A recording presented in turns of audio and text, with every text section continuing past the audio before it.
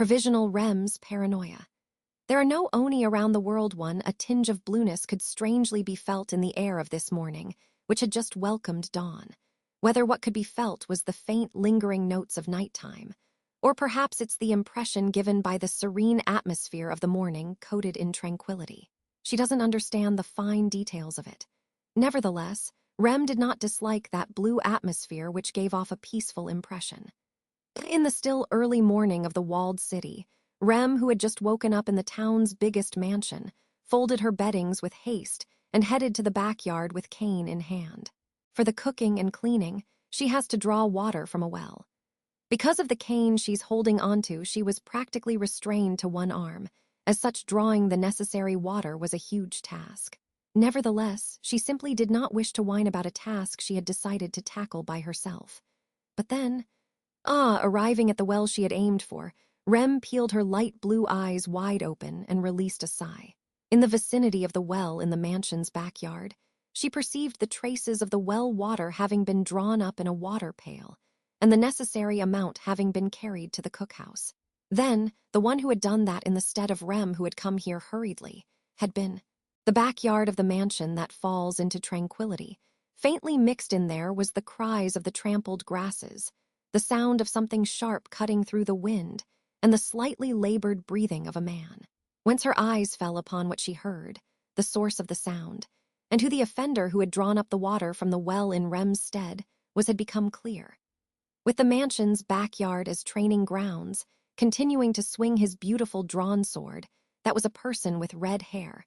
With an unkempt beard across his profile and clouded blue pupils, he was a middle-aged man who gave no attention to his own appearance. Those narrowed eyes were filled with negative emotions like they were cursing the world. Even that profile with ragged breath seemed to be adorned by a deep resentment and rage. However, the path drawn by the sword he swung, just that swordsmanship looked beautiful to even untrained eyes. These past few days, Rem had been made to think quite a lot about the meaning of the word beautiful. Understanding it, finding it within herself, ever since it was pointed out to her, that it would become the key to fill in something missing that Rem desired. "Oh, so you were here." The red-haired man noticed the presence of the silent Rem, who was pressing her hand tightly against her chest. The man stopped the hand with which he was swinging the sword. He wiped off the sweat flowing from his forehead, using the sleeves of his shirt and the creases of his brow furrowed. With that single gesture, an element of displeasure was added to the surprisingly well-proportioned features of this man.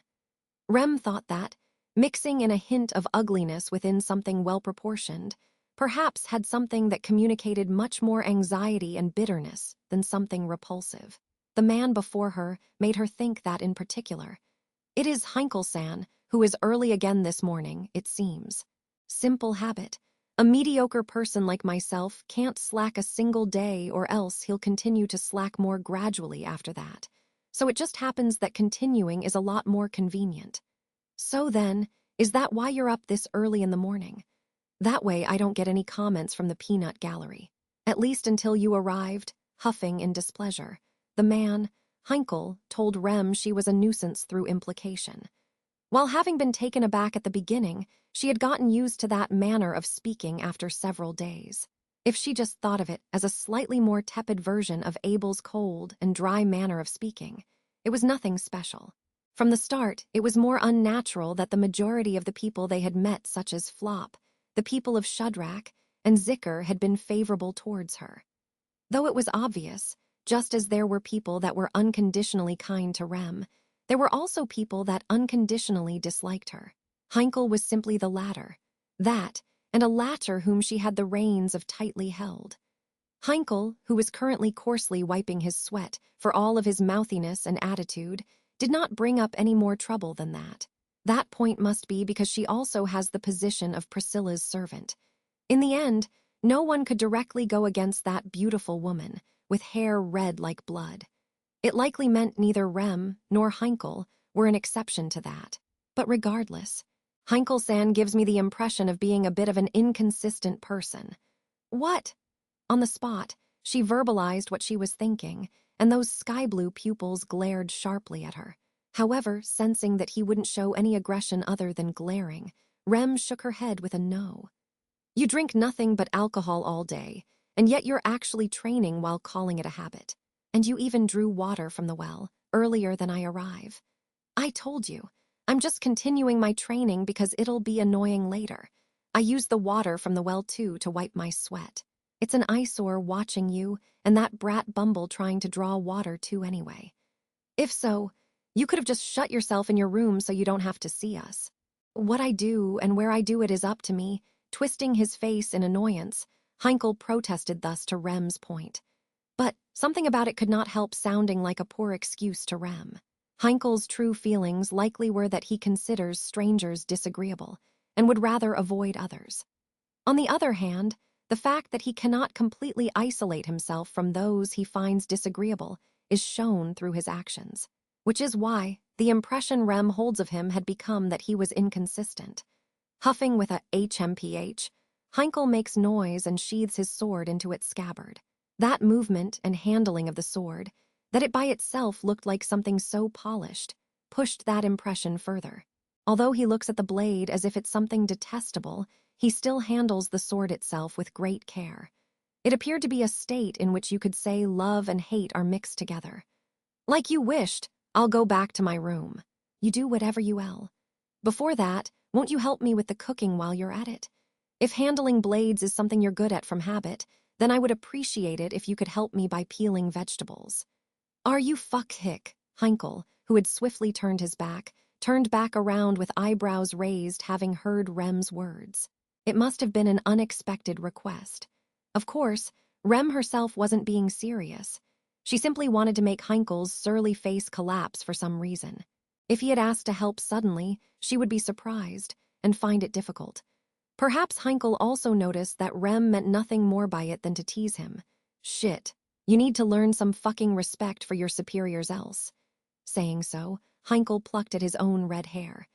As he seemed to draw closer and closer, Rem was about to give a retort when, I am so late. I have done it now. Before that happened, a high-pitched voice resonating through the early morning sky broke into the space between the two. With the pitter-patter of his worked legs, a young boy of short stature rushed into the yard. Bright pink fuzzy hair and, though small, proper butler attire. His big round eyes and his adorable face flustered, his cheeks were flushed and his breath was ragged. The boy, looking at the already drawn water from the well, and at Rem and Heinkel who were facing each other, then said, Heinkel-sama and Rem-sama, you are both up so early today again it is frustrating. Once again I was so very late. Tapping his small feet on the ground as he stomps in frustration, was the young boy, Schult. Much like Heinkel, the young boy was Priscilla's servant, and as he expressed that earnestness and naivete through his whole body, he switched gears with a but. You have yet to finish preparations for breakfast, correct? In which case I should actually be able to help. Rem-sama, please do ask anything you will of me. Thank you very much, Schult-chan. Yes, but I am a man, so I would rather you not add Chan to my name, please. Al-sama also calls me that, but I'm sorry. You were just so cute, so. Schult petitions that as he fidgets while twiddling his fingers together and Rem's lips loosen. Schult's behavior was about as adorable as his appearance. Feeling a sort of fraternity to that youthfulness different from Rui's or Yutaka's, Rem also unconsciously felt like bullying him. Whatever the case, I am very glad that Schult-kun will be helping me. That's right, why doesn't Schult-kun tell Heinkel-san? So that he can help us with the morning preparations. Will Heinkel-sama help us? I am so glad. Let us do our best work for the sake of Priscilla-sama. Getting a smile from the hoppity-jumping Schult, Heinkel is lost for words. He then turned his spiteful eyes towards Rem, but it was quite unexpected. While the one who incited this situation was Rem, Heinkel's actions brought the situation upon himself. In the first place, if he wanted to remain consistent with his act of an unpleasant and stubborn adult, he could just trample upon Schult's innocent attitude and boldly turn his back to him. However, so that Priscilla-sama may rejoice, let us do our best. I can't do anything other than peeling. He said such and dropped his shoulders, thus he was incoherent all the way down. 2. That thing's way of life is so utterly ugly. You would likely sooner learn but to pity from it. Such were Priscilla's words to answer Rem, who had inquired more about Heinkel. Why had she made Heinkel into her servant? Was meant to be a question without much thought behind it. Not even Rem had thought she would get such a scathing answer to it. She had surely thought that Priscilla would tell her about Heinkel's real strengths and his humanity from her point of view, and how she had evaluated those parts. However, her assumptions were off. What's this? You've got a dumbfounded look about you. Were you not the one who requisitioned mine answer? Well, that might be the case, but how should I respond?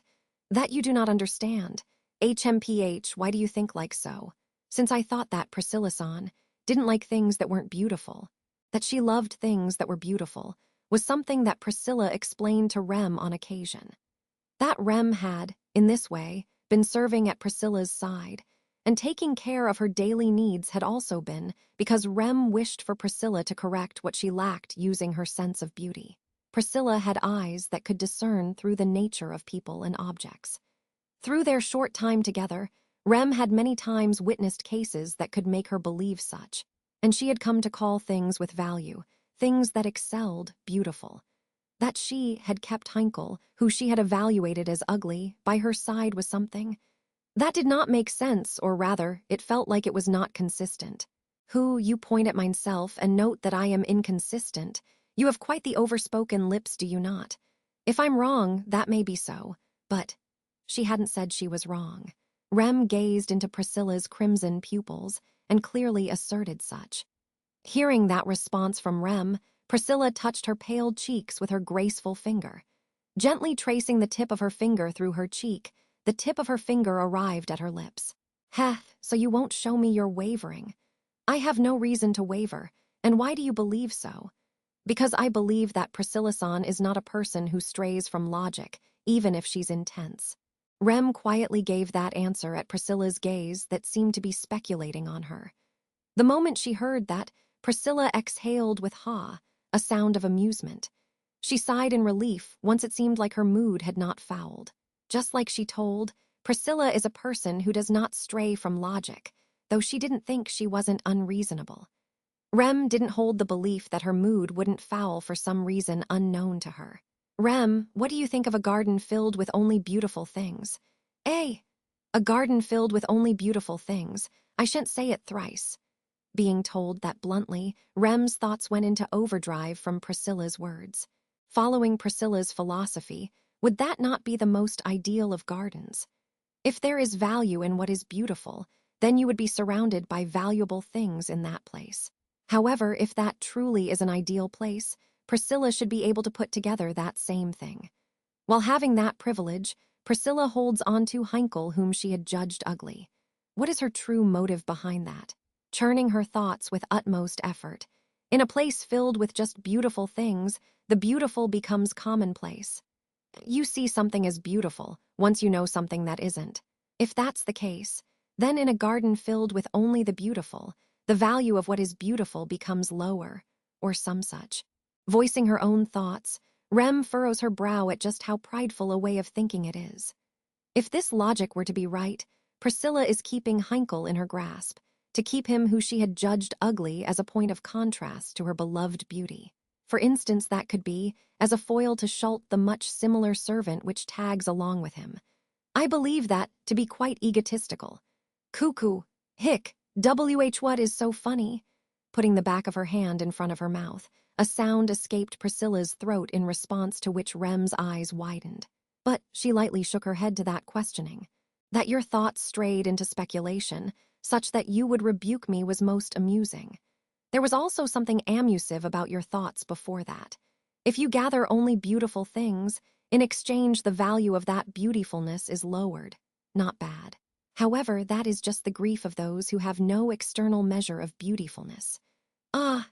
To those who know the world outside of the garden, that logic wouldn't apply. Is your world something that would shrink to a single garden with just one query like that? She felt like she got cajoled with sophistry, but at the same time, there was also a sense of defeat from having been out-argued with logic.